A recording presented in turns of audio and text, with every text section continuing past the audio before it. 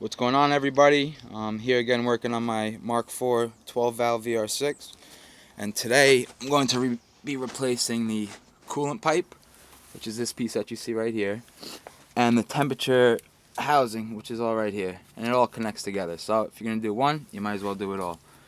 I got the complete kit from ECS for around 120 something dollars. Shipped really fast, actually. Very happy about that.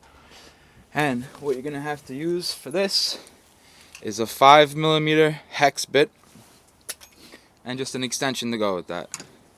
Now to start, there is 3 bolts. You can see it right there. There's 3 bolts that's holding the housing on. One is here, one's below that, and then one's in the back. Now the one in the back is what you need the extension for because it's kind of deep back there. I don't know if you can see it. Can't see it from this angle, but here's the screws you gotta get. 1, 2, and then 1 back here. After you remove those 3 screws, the entire housing will come apart and disconnect from the cooling pipe, the crack pipe, as they say. And yeah, we're gonna get into it. It's very cold here in New York, about 20 degrees. So this isn't gonna be the best tutorial, but it will work. Alright, so you're gonna wanna disconnect. There's gonna be 3 hoses connected to this housing. There's gonna be one here, which I already disconnected. There's going to be one here in the back of it, which I already disconnected. And there's going to be one down here, which I already disconnected. So 3 hoses, disconnect those. Then that's going to leave you with just the housing and the crack pipe connected. Again, this is what we're changing right here, the housing. All these hoses connected to it. You're going to take apart, make sure there's no lines running to it. Then you're going to get into your 5mm and take out these nuts. One here, and one in the back. I'm going to do that and shortly get back to you guys. Give me 1 second. Alright, so here's the old housing removed. Basura. That's what it's going to look like with it removed. I don't know if you can see in there. That's what it's going to look like in there. You're going to want to clean up wherever your gaskets and wherever it's going to connect. So just clean that up with some whatever you can do, really. And here's the crack pipe. Now this, to remove, obviously there's one hose connected to it, which is right here. That's the hose you're going to want to disconnect. And then there's a few plugs here that just pop right off, so just pop those off like as I did. And you're going to be left with it sitting like this.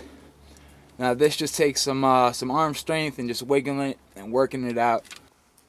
Alright, so this thing was kind of giving me a pain. Originally I took channel locks and was just yanking it from up here, trying to pull it. That wasn't working very well. So what I ended up doing, do this at your own, I'm not held accountable for nothing, you heard? So if you look down here on the AC compressor, there's this piece of metal. There's also this little lip on the, brighten enough for you guys. There's also this little lip. So look, I rested the screwdriver on that piece of metal and had it on the lip. Had it on the lip down there, if you could see. That's what I'm talking about. And I just yanked it like this. Popped it out. Oh, there she blows. But it did take some time. You can't just yank these things out. You have to work them out. So just take your time, moving it back and forth, and use the screwdriver a little bit. Don't rely on the screwdriver, otherwise you could crack what's down there, and then you'll have a little piece cracked in there, which you don't want. So this is removing the crack pipe right here. This is what she's gonna look like. Here's everything installed and put back together. Everything goes in pretty simply. There's your 2 nuts that we took out. 1, 2, one in the back. Here's your 3 hose clamps. Put it back. 1, 2, 3. If you can see back there, there's the temperature sensor and the black plug. New O-rings. Make sure everything's in there good. There's 2 clips that go on top of that, which is right here. One here, one here. Clips over the temperature sensor and the black plug. Then, boom, here it is connected to the crack pipe. Brighten this up. Here it is connected to the crack pipe. And it looks like there's a little bit of an angle here, but that's how it should look based on the fact that it's going down to an angle. There's everything over there. I don't know if you guys can see that. Yep, here she is. That's how everything should look. I'm going to try and get her started. Talk to you guys soon. Alright, here's everything back up and running. Is obviously where you're going to be putting your coolant. I believe you could use G13. That's what came with my ECS kit, G13 coolant fluid. This took quite a bit because my engine was completely emptied.